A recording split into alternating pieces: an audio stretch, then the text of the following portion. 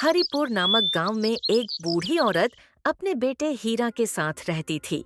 वह बूढ़ी औरत विधवा थी और बहुत ही मेहनती थी, परंतु हीरा उसके बिल्कुल विपरीत था। वह बहुत ही आलसी था।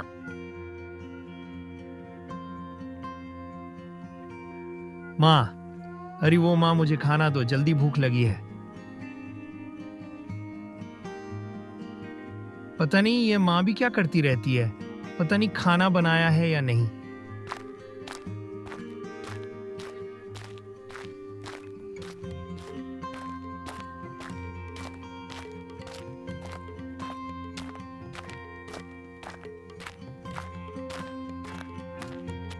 क्या हुआ माँ, खाना बना नहीं क्या अभी तक? बस बन रहा है बेटा, कुछ ही देर लगेगी। जल्दी दो ना माँ, मुझे बहुत तेज भूख लगी है। बूढ़ी माँ कुछ देर बाद उसे खाना दे देती है। हीरा खाना खाने के बाद फिर से सोने चला जाता है।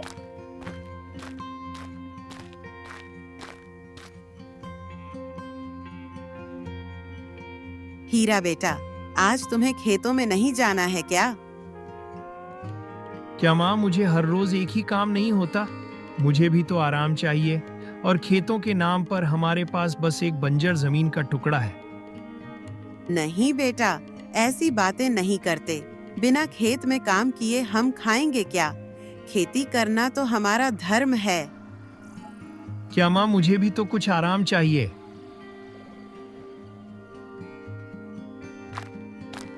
हीरा वहां से उठकर अपने मित्र रणजीत के पास चला जाता है। रणजीत और हीरा बचपन से ही बहुत अच्छे मित्र थे। रणजीत के पिता की गांव में एक दुकान थी। रणजीत भी कभी कभार अपने पिता की दुकान में काम करवाता था। और भाई रणजीत, कैसे हो तुम? मैं तो ठीक हूँ हीरा भाई, तुम अपनी बताओ। हाँ भाई, मैं भी बिल्कुल ठीक हूँ। बस चाय मंगवा लो, फिर बैठकर बातें करते हैं। हाँ भाई, अभी मंगवाता हूँ। वे दोनों बैठकर चाय पीते हैं और आपस में बातें करने लगते हैं। क्या हुआ हीरा, आज तुम जल्दी आ गए खेतों में? आज ज्यादा काम नहीं था क्या? अरे भाई, हर रोज कौन उस बंजर खेत में काम करे। मुझे भी तो आराम चाहिए, मैं तो इतना काम नहीं कर सकता। अगर तुम काम नहीं करोगे तो खाओगे क्या? तुम्हारा काम तो खेती करना ही है ना। क्या यार, तुम भी माँ की तरह शुरू हो गए? मुझे एक मजदूर की तरह नहीं रहना। मुझे अपने जीवन में आराम चाहिए, और काम भी करूं तो उसे बंजर जमीन के टुकड़े में। तुम स्वयं तो बड़े आराम से रह रहे हो। तुम्हें तो कोई काम नहीं करना पड़ता। तुम्हारे पिता ने तुम्हें यह दुकान जो दी है, तुम तो बड़े आराम से यहाँ बैठे रहते हो। हीरा भाई, काम तो काम है, यह तो सबको करना पड़ता है। तुम्हारा काम खेती करना है, जबकि मेरा काम दुकान संभालना है। वे दोनों वहां कुछ देर बैठते हैं। उसके बाद हीरा अपने घर की तरफ निकल पड़ता है।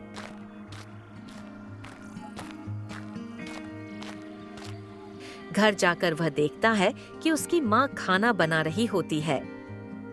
माँ, मुझे जल्दी से खाना दे दो, बहुत भूख लगी है। हाँ बेटा, अभी देती हूँ। हीरा की माँ उसे खाना दे देती है। खाना खाने के बाद वह सोने चला जाता है।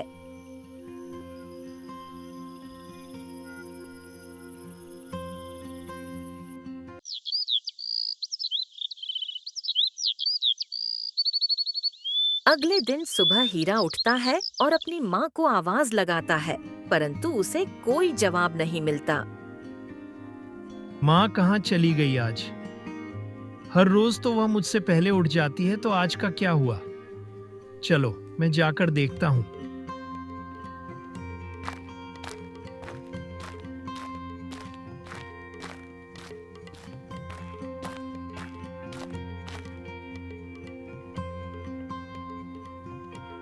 क्या हुआ माँ, तुम आज अभी तक उठी नहीं? सब ठीक तो है ना? बेटा, आज मेरी तबीयत बहुत खराब लग रही है। मुझसे तो आज उठा भी नहीं जा रहा। फिर आज खाना कौन बनाएगा, या बस भूखा ही मरना पड़ेगा? बेटा, मैं तो आज खाना नहीं बना पाऊंगी। तुम बाहर ही खा लेना और खेतों पर चले जाना। ठीक है, मैं बाहर ही खा लूंगा, लेकिन खेतों में काम वो मुझसे नहीं होगा। कोई बात नहीं, तुम मुझे एक गिलास गर्म पानी दे दो। मुझे बहुत प्यास लगी है। मुझसे ऐसा कोई काम नहीं होगा। मैं यहाँ कोई नौकर नहीं हूँ। यह कहकर हीरा घर से निकल जाता है। रास्ते में उसे जमींदार मिलता है जो अपने खेतों के लिए मजदूर ढूंढ रहा था।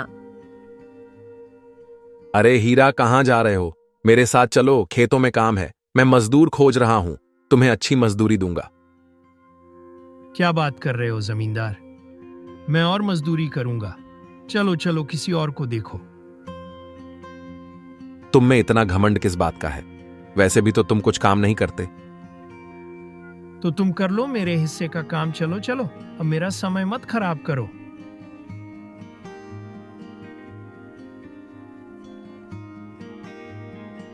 हीरा अब रंजीत की दुकान पर पहुंच जाता है। आज उसका मूड बहुत खराब होता है। क्या हुआ हीरा भाई, तुम आज इतने चिंतित क्यों लग रहे हो? अब क्या बताऊं भाई, माँ से आज सुबह सुबह झगड़ा हो गया। अरे भाई, तुम्हारी माँ का तुम्हारे सिवा है ही कौन? मुझसे पूछो, माँ के बिना जीवन कितना कठिन है। तुम्हारे पास माँ है तो उसकी कदर किया करो।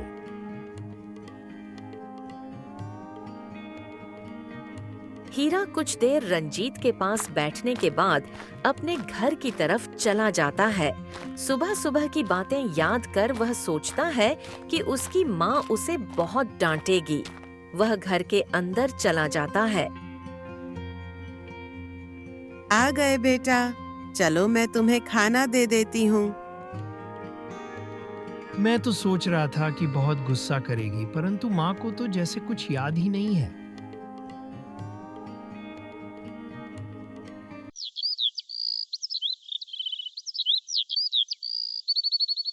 अगले दिन हीरा जब रंजीत की दुकान पर जाता है। रंजीत, मुझे भी अब कुछ अच्छा काम करना है जिससे मैं अच्छा जीवन जी सकूं। ये तो तुमने बड़ी अच्छी बात कही है। तो क्या करने का सोचा है? मैंने सोचा है कि मैं राजधानी जाऊं और वहीं कुछ काम देख लूं। ये खेती का काम तो मुझसे होगा नहीं। अरे भाई, तुम्हें पता नहीं है क्या राजधानी का जीवन कितना कठिन है? वहां के लोगों के पास तो बिल्कुल भी समय नहीं होता और वहां तो काम मिलना भी बड़ा मुश्किल है। और फिर तुम बुढ़ापे में अपनी माँ को अकेला कैसे छोड़ सकते हो? तुम्हारे सिवा उनका है ही कौन? अच्छा, क्या शहर वालों का जीवन इतना कठिन होता है?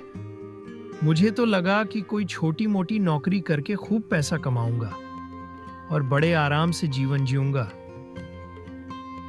जैसा तुम सोच रहे हो वहां सब इसके विपरीत ही होता है। अच्छा, तो तुम मेरी कोई दुकान ही खुलवा दो जहां पर मैं आराम से बैठा रहूं और आमदनी भी अच्छी हो। तो तुम एक फलों की दुकान खोल लो। हमारे गांव में एक भी फल की दुकान नहीं है। गांव वालों को फलों के लिए शहर जाना पड़ता है। यह तुमने सही कहा, परंतु मैं दुकान खोलूं कहां? तुम मेरे चाचा कल्लू के पास चले जाओ। उनके गांव में कई सारी दुकान है जिन्हें वह भाड़े पर देते हैं। वह जरूर कोई हल निकाल देंगे। ठीक है, मैं अभी उनके पास जाता हूं। हीरा कल्लू के घर की तरफ निकल पड़ता है।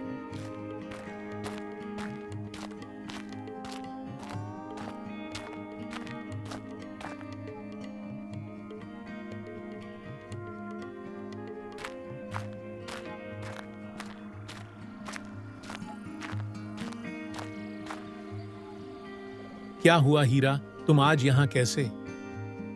वह क्या है ना चाचा, मैं गांव में फलों की दुकान खोलने की सोच रहा हूं। यह बात सुनकर तो बहुत खुशी हुई।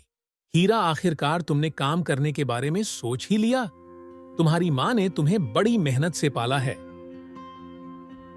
ये सब तो ठीक है चाचा, पर मुझे एक दुकान चाहिए। दुकान तो मैं तुम्हें दे दूंगा, लेकिन भाड़ा पूरे 500 रुपये होगा, और यह मुझे महीने की पहली तारीख को ही चाहिए। ठीक है चाचा, मुझे मंजूर है। कुछ समय बाद हीरा अपने घर चला जाता है और अपनी माँ को यह सारी बातें बताता है। माँ यह सब सुनकर बहुत खुश होती है और भगवान का शुक्रिया अदा करती है कि हीरा भी काम करने के बारे में सोचने लगा है। अब वह दोनों अपने अपने कमरे में सोने के लिए चले जाते हैं।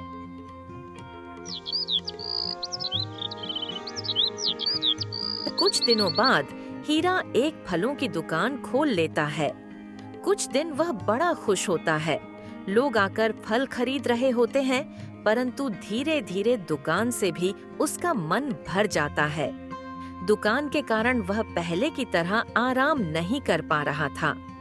शाम होने तक वह चिड़चिड़ा जाता।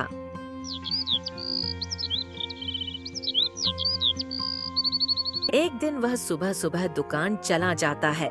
कुछ समय दुकान पर बैठता है, परंतु कोई भी फल लेने नहीं आता। क्या यार, कहाँ फंस गया मैं? यहाँ तो कोई भी फल लेने नहीं आ रहा। इससे अच्छा तो मैं घर पर ही आराम कर लेता। ऐसा करता हूँ, आज घर ही चला जाता हूँ। फलों को तो कल भी बेच लूंगा। हीरा दुकान बंद करके घर की तरफ चला जाता है।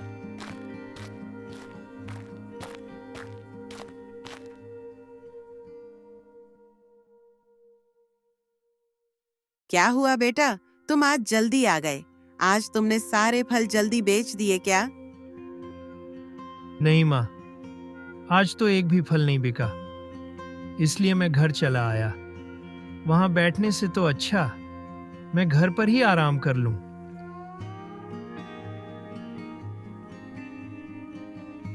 इतना कहते ही हीरा आराम करने चला जाता है, परंतु हीरा की माँ चिंता में पड़ जाती है। अगले दिन सुबह हीरा दुकान पर जाता है।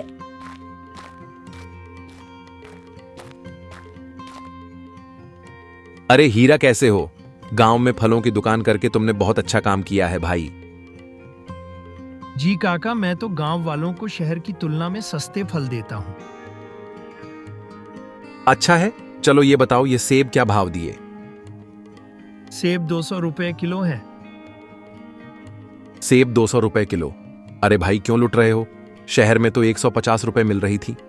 अगर तुम ऐसे ही लोगों को लूटोगे तो कोई भी तुम्हारी दुकान पर नहीं आएगा। हाँ हाँ, कोई बात नहीं, अब निकलो यहाँ से।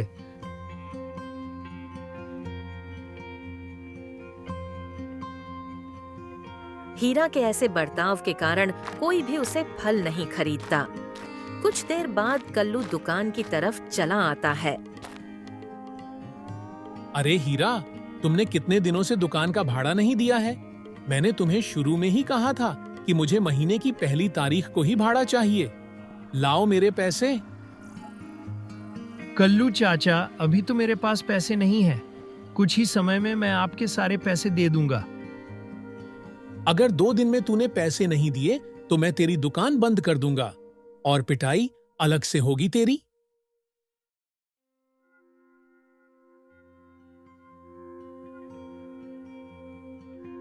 ये बोलकर कल्लू वहां से चला जाता है। हीरा गांव के लोगों से कुछ पैसे उधार लेकर कल्लू को दुकान का भाड़ा दे देता है। अब हीरा के ऊपर काफी उधारी बढ़ जाती है। कुछ समय बाद उसकी दुकान के सारे फल सड़ जाते हैं। हीरा उस दुकान को बंद कर देता है। उधारी के कारण गांव में हर कोई उसे टोकने लगता है।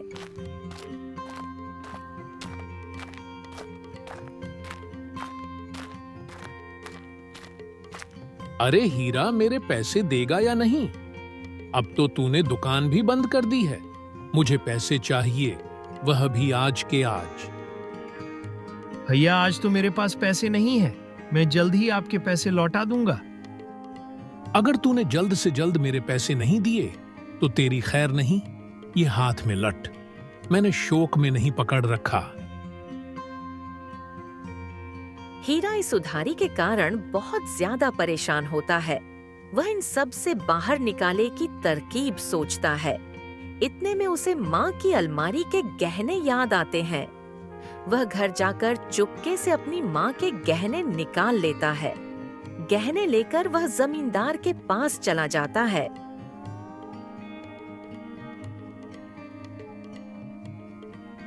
अरे वाह हीरा, आज यहाँ कैसे आना हुआ? उस दिन तो बड़े इतराकर बातें कर रहे थे। जमींदार साहब, मुझे कुछ पैसों की जरूरत है। आप ये गहने रख लीजिए और मुझे पैसे दे दीजिए। अच्छा ठीक है हीरा, मैं तुम्हें पैसे दे दूंगा। जमींदार गहनों के बदले हीरा को पैसे दे देता है। हीरा यहाँ से पैसे लेकर चला जाता है। जिस से उसने उधार लिया था वह उन सब के पैसे दे देता है। घर जाकर आराम से सो जाता है।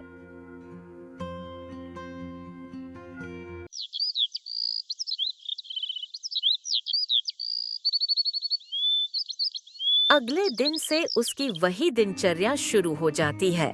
वह रंजीत की दुकान पर सुबह ही निकल जाता है। दोपहर के समय हीरा की माँ देखती है कि अलमारी से उसके गहने गायब है। वह चिंता में पड़ जाती है। हे भगवान, मेरे गहने कहाँ चले गए? यह तो मैं अपने बेटे हीरा के भविष्य के लिए बचा कर रखे थे। एक काम करती हूँ, गांव के मुखिया के पास जाकर शिकायत करती हूँ। वह गांव के मुखिया को ढूंढने के लिए गांव में निकल पड़ती है।